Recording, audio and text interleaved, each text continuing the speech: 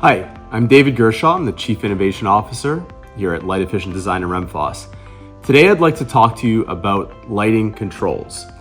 We have two different types of lighting controls, or two different tiers of lighting controls at our company. We have basic controls and then we have networked controls. Just to get the basic controls out of the way first, on the table here I have one of our LED CR circular retrofit kits. We've been selling this for many years, and you'll see integrated into this fixture we have one of our basic controls. In this case, this is a microwave motion sensor and daylight sensor.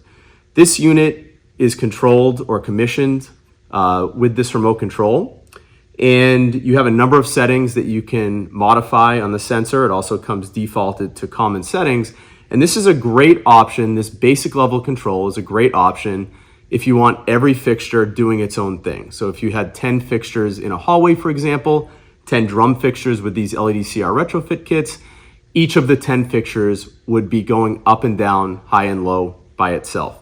So this is basic level control. And we have these controls, these basic level controls, available for most of our products.